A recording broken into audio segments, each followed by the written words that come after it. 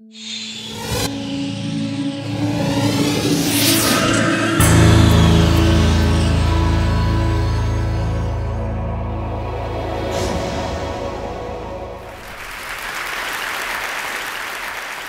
going to speak about corruption, but I would like to juxtapose two different things. One is the large global economy, the large globalized economy. And the other one is a small and very limited capacity of our traditional governments and their international institutions to govern, to shape this economy. Because it is this asymmetry which creates basically failing governance. Failing governance in many areas, in the area of corruption, in the area of destruction of the environment, in the area of exploitation of women and children, in the area of climate change, in all the areas in which we really need a capacity to reintroduce the primacy of politics into the economy which is operating in a worldwide arena.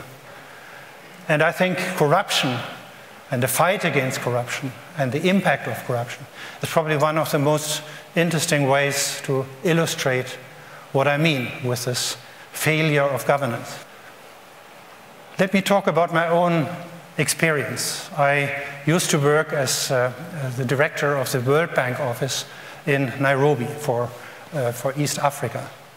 At that time, I noticed that corruption, that grand corruption, that systematic corruption was undermining everything we were trying to do. And therefore, I began to not only try to protect the work of the World Bank, our own projects, our own programs against corruption. But in general, I thought we need a system to protect the people in this part of the world from the ravages of corruption. And as soon as I started this work, I received a memorandum from the World Bank, from the legal department first, in which they said, you are not allowed to do this. You are meddling in the internal affairs of our partner countries. This is forbidden by the Charter of the World Bank, so I want you to stop doing this. In the meantime, I was chairing donor meetings, for instance, in which the various donors, and many of them like to be in Nairobi. It is true, it is one of the unsafest cities of the world, but they like to be there because the other cities are even less comfortable.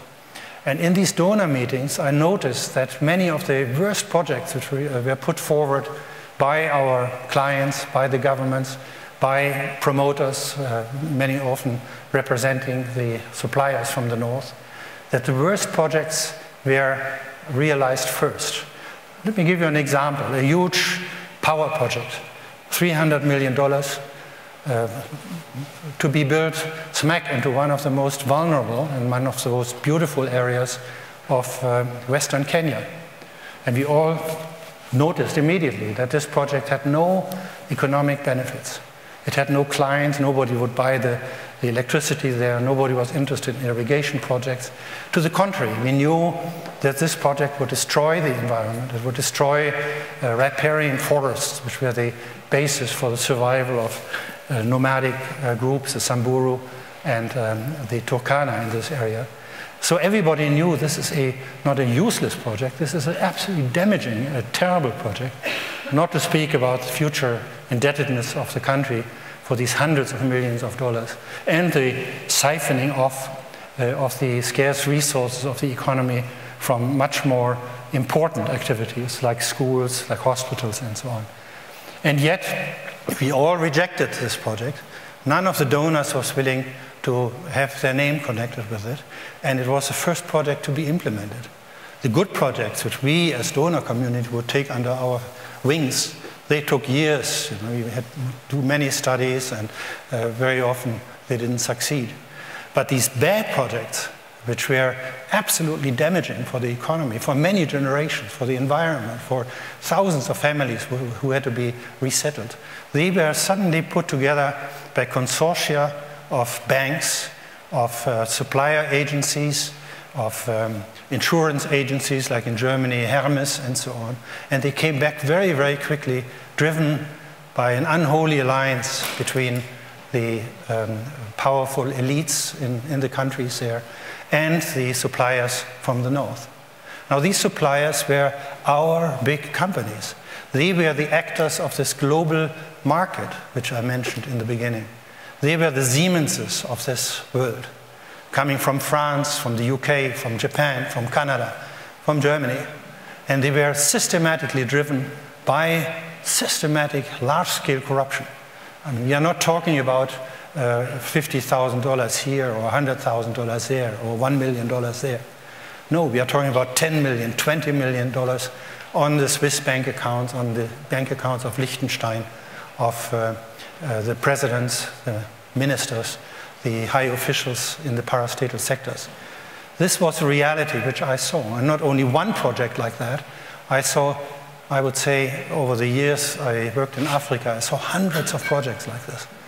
And so I became convinced that it is this systematic corruption which is perverting economic policy making in these countries, which is the main reason for the misery, for the poverty, for the conflicts, for the violence, for the desperation in many of these countries.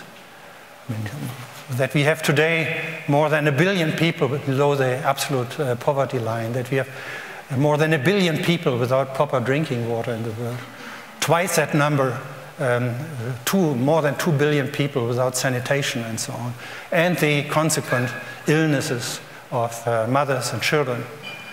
Still child mortality of more than 10 million people every year, children dying before they are 5 years old. The cause of this is to a large extent grand corruption.